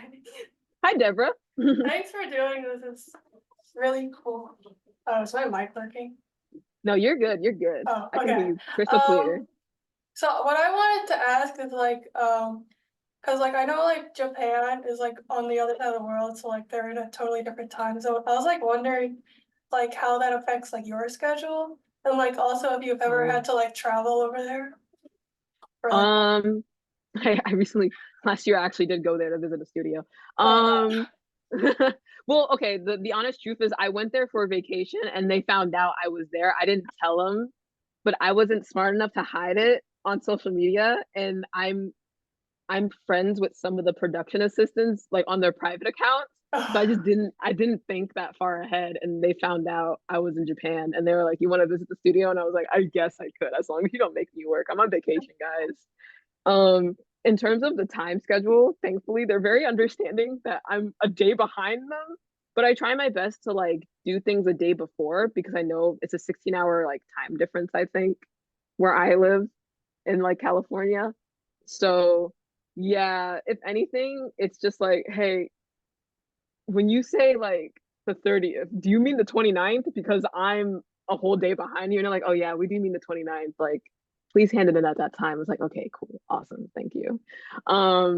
Otherwise, yeah, there have been a lot of conversations I've had with current studios I'm working with where they're desperately trying to make me move to Japan, but I'm like, guys, you got to improve your working conditions first and pay. Like, I don't know if I could afford that. Um, I don't know if I could do it. I kind of like not having to think about the fact that I don't want to crunch all the time. But if that's a viable option for me, I am open to it. And the studios are very much open to it because I think it's very rare to encounter a foreigner who's willing to learn their pipeline and hand their work in on time. So yeah, I do know for later this year, I am actually planning to go back to again visit the studios I've worked with just to be like, hey, thank you for your continued support and our collaboration. Also, here are some gifts because I know that's customary in your culture. I don't want to be rude, but yeah, I do often like go to Japan to like maintain the relationship, and it's not just online, but also in real life, being like, hi, I'm here. Thank you for your support. Keep giving me jobs, but also don't overload me with work. So yeah, I hope that answered your question. Yeah, it does. Thank you. No problem. Cool. Any more questions? Hmm. Actually, I'm gonna take a sip of water because I'm like, my mouth is so dry. This isn't even water, it's tea. Can you see me? I can't see Mm-hmm. myself.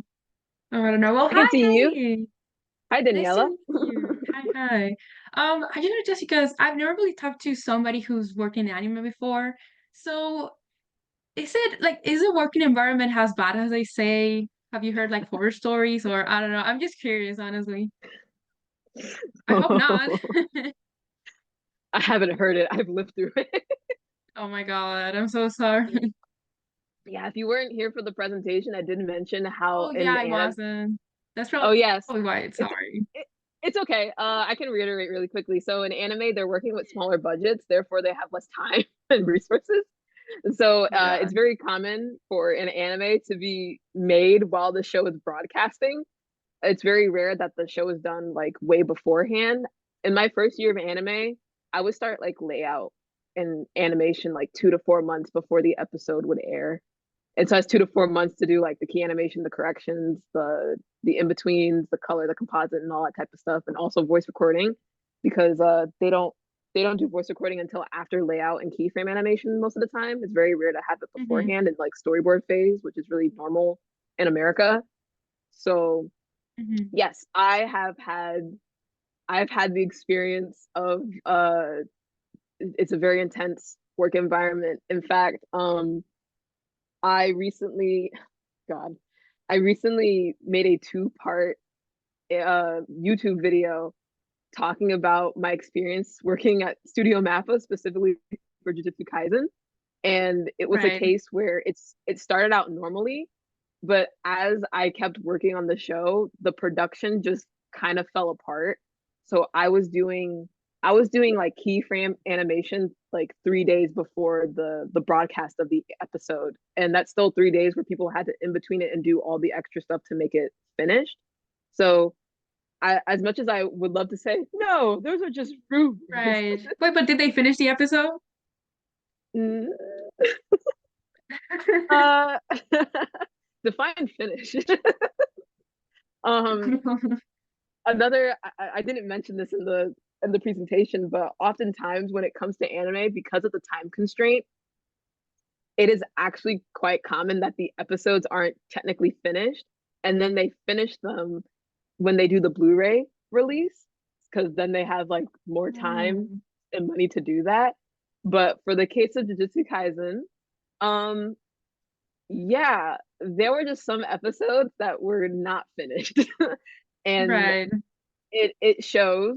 And luckily, as of like the past month or so, they've been able to actually finish a couple of the episodes in its intended vision, I'll say. Uh, so normally you wouldn't want it to get to that point, but it's not unheard Mm-hmm. of that they will air an episode that's not technically finished, and they will finish it Right. after the fact. So Crazy. Well, is there anything you learned from that experience, which sounds crazy, by the way? I learned Like, I'm not sorry to. in a way. No, it's fine. I learned to draw boundaries with that. Right. Learning, knowing when to say no, and learning how to not feel guilty about saying no. Mm-hmm. Yes. So it's just unfortunate because we mentioned before that there's just a shortage of workers in Japan because they're all burnt out from the poor working conditions.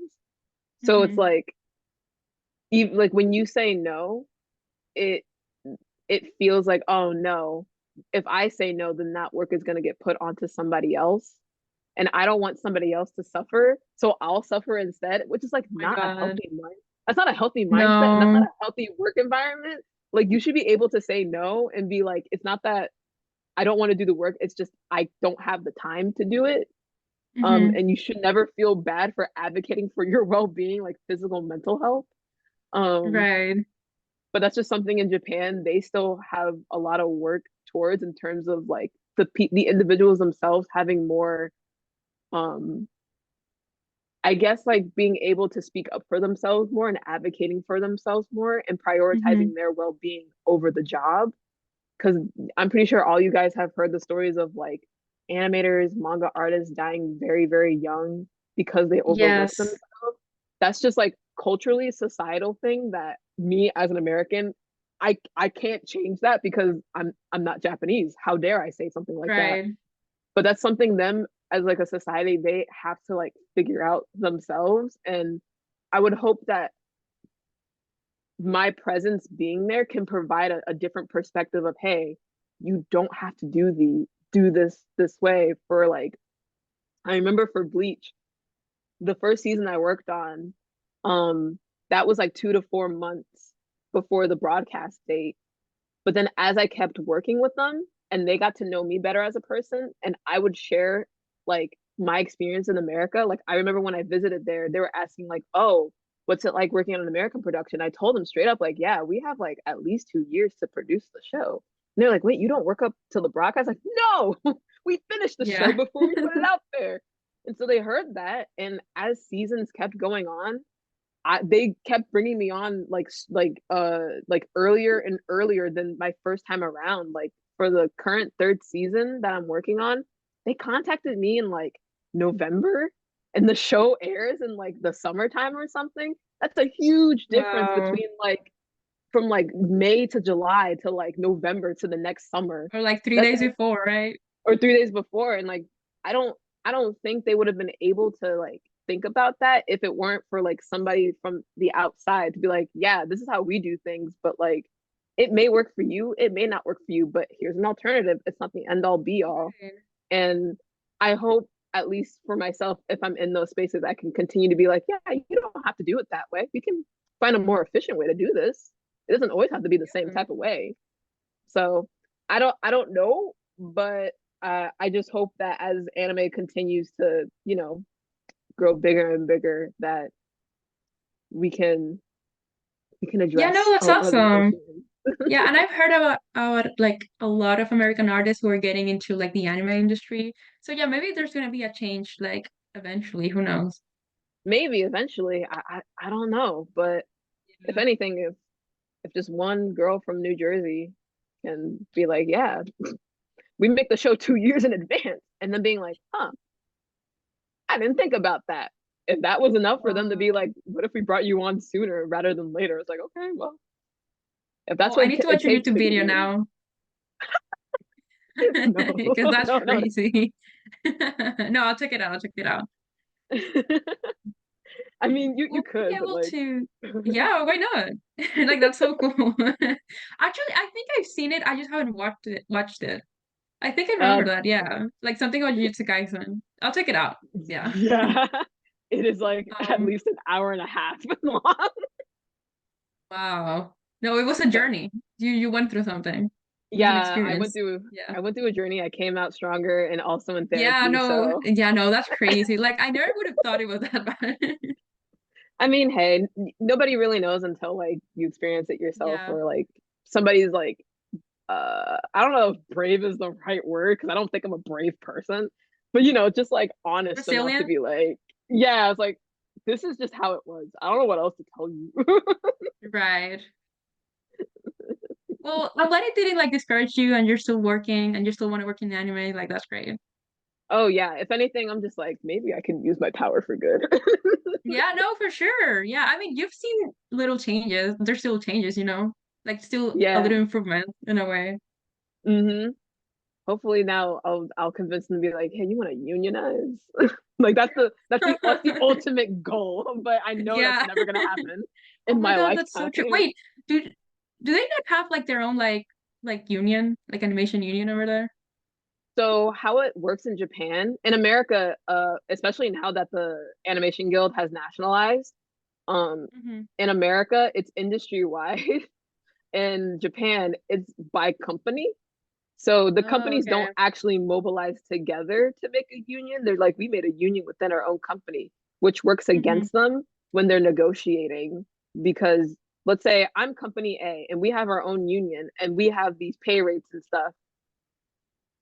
You get to the negotiation table, the people who are in charge of the money are just gonna say like, nah. Why should we go with you, company A, when company B will do it for much cheaper and they're not part of your union? So we're just gonna go with that option instead. Right. So if they were to unionize together industry wide, how it works in America, it makes it that much harder for the people who have the money to like, swindle them out of their money and time and effort. So it's not that there aren't unions, it's that I don't know if they've realized that they work stronger together rather than like Yeah. individual companies. Yeah, right. So yeah, unionize. Crunchyroll shudders at the word union. I'm sorry. I saw that. I hate that I laughed. But thank you so much for your questions. Yeah, of course. Just one last question. Will we be able to see like the recording of the talk? Yeah, I believe so. I am recording. Okay. Yes. Oh, all right. Well, thank you so much. It was so nice to meet you. Yeah, it's nice to meet you too. Oh, Lexine, I see your hand is up. Hi. Oh, hi. Can you hear me? I can hear you crystal clear. Okay, so when you mentioned Jujutsu Kaisen, my brain just like exploded because I I was actually really interested in the working conditions because of how the episodes were airing. And so I might ramble a little bit, I'm sorry. It's But okay. I ramble too. so correct me if I'm wrong, but I heard that MAPPA had a contract signed with Chainsaw Man that basically took a year out of the production for JJK season 2. And I was wondering if that affected you as well. Yes. So from my understanding, what I know, uh Chainsaw Man did eat away at some of the production time for JJK, but also, maybe the talent as well. I wouldn't know the specifics of it, but I just do know that like it did encroach on the time that was probably set for JJK in the first place. And it's Mappa. The decision that was made to do that was not on the fault of like the individual workers. That's something that, a higher up executive or a CEO would make. So I can't really speak much on that regard. If anything, the only thing I can say is when it comes to Studio Mappa, it's just a case of where the people who are in charge aren't really thinking in the sense of like overproduction doesn't necessarily mean like better art or higher quality. And it's clearly, you can clearly see it like in all that they make from episode to episode. So Mhm. I wouldn't know what the solution. I mean, I know what the solution is. The solution is like Mappa should just slow down and like only focus on like a couple of projects if that's how they feel and they want to produce good stuff and be like, UFO Table who makes Demon Slayer or Kill Annie. But yeah, from my understanding, it was it was time that was taken away from them. And I felt it myself where like the layout stage was pretty normal, and then once we got to keyframe animation, which is Genga, that's when the crunch happened. That's when everything started to melt down. I'm pretty sure you saw like the tweets from like the animators and stuff saying like, I feel like I'm dying. I don't want to work anymore. I don't want to do this anymore. Like in real time, it was insane. And I don't wish that's for anybody. And I hope that it was a learning lesson for MAPPA to not do that ever again. I don't know if they will learn from it, but we shall see. Yeah, I wish I think it's I wish I knew more about like the contracts with that, because I definitely felt it. yeah, because I think a lot of the people who worked on Chainsaw Man had to go straight to Jujutsu Kaisen. And they were already burnt out because like Chainsaw Man has a lot more of a complicated like style, I guess, with especially with how they shade things. And yeah, sorry, I'm just like No, it's okay. It's just like, if you do like back-to-back hard productions, then naturally your artist will burn out. So yeah. Yeah, there were some names I recognized. I was like, wait, didn't you work on Chainsaw Man? Why are you here? Like, not that I don't want them there, but it was more like a, whoa, you went from that to that. That's rough. Yeah. That's tough. So I don't know if I'd ever want to work on Chainsaw Man then. So we shall see. But I hope that answered your question. It did. Don't be surprised if I have another one. Yeah, I mean, feel free to. Thank you. All right. If nobody else has another question, I have one actually. Oh, okay. I was wondering, I don't know if you answered this earlier, but is there like a standard like software just across the board that people use, or is it just like company to company? Oh, for anime, usually if you don't have the money, Clip Studio Paint. If you have the money, TV Paint, bro. Wow. There are very few productions that use Flash. I know Science Saru uses Flash sometimes, but for the most part, most anime productions use Clip Studio Paint and TV Paint if they have the money to do that, or somebody already paid to have it that way. So yeah, that's usually the standard of like what programs are used for animes. Interesting. And I was also wondering, like, I don't know if you also answered this, but did you have a favorite anime production? My favorite anime production? Yeah. My favorite anime production. Oh God, I've done so many. Hold on, let me think.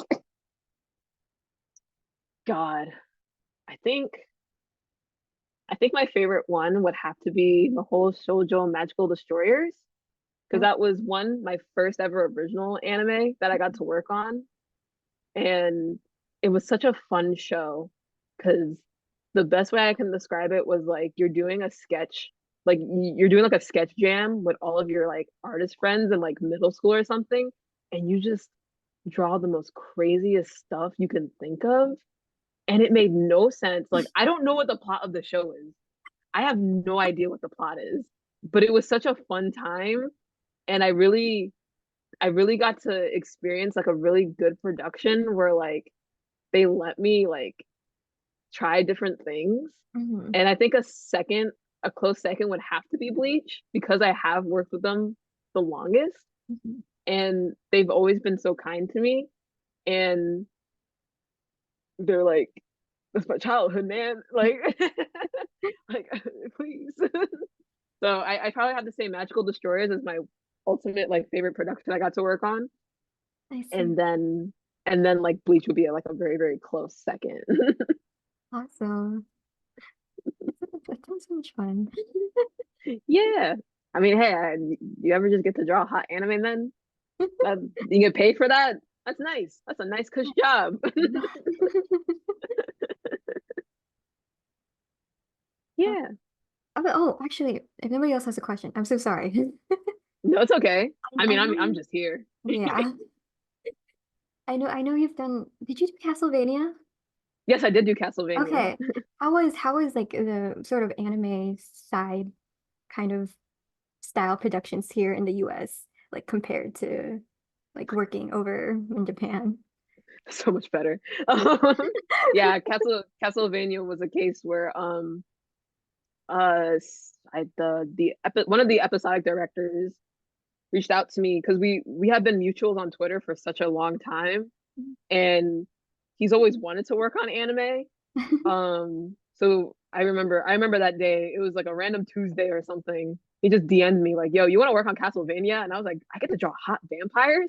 Hell yeah!" Um, That's so awesome. yeah, that's how I got on the show. It was a Twitter DM. he, he offered that I could draw hot vampires, and I said yes. Oh my gosh, I Um, love that. yeah, that was a case where like so for Castlevania, what's really interesting about them is that a lot of the like action stuff, they try their best to keep it like within America so that they have a lot more control and communication of how they want things done. So all of my work for Castlevania was action stuff. It wasn't like dialogue or anything, which was really nice because I got to like flex action chops, I guess. But it was it was so much better. Like they gave me a lot of time, including extensions if I needed it. The pay was so goddamn. It was probably like the highest paying like 2D animator job I've ever had. And that was just because like the shots were very complex and had a lot of characters in it.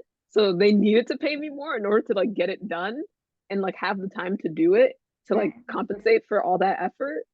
But they were all so sweet, and they like at one point were like, "Hey, you want to try layout?" And like I would go back and forth between like layout and animation with them. So yeah, I loved working on Castlevania. That was a show where I was like, haha, hot vampires. I love that. Was it remote or was it in studio? Yeah, I was remote because I believe they operate in Texas, but they Okay. had a lot of freelancers Yeah. on the show, Mhm. so it was pretty like normal. Yeah. Okay. Awesome. Okay, I'm done. If anybody else has any questions. Thank you guys for staying this long. I'm sorry that Okay, this no, panel was like 3 hours long. thank you so much for staying for so long. Really appreciate it. I actually have a question to follow up on that. Hi, welcome back. Hi, I don't have my camera on. I was eating. Don't worry about that. Don't No, worry it's about fine. it. Camera But fatigue. listen, we don't worry about it. But to follow up on that with, as I could call it, Western anime, like stuff with Teen Titans, Avatar being very old examples of it, and then we see stuff like My Friend Superman or Castlevania. I was wondering if you think we're gonna start to see, especially with like our generation, we're about to, I'm assuming a lot of us are about to graduate in a couple of years. Would you expect to see a large rise of more Western anime around here? Because as much as I would love to work on something like One Piece, love One Piece, I don't think I can touch Japanese work conditions within a mile. I'm sorry, I'm scared. It's okay. You don't have to if you don't feel comfortable with it either. I do think like as time will go on, we will see more, I guess what you call Western anime.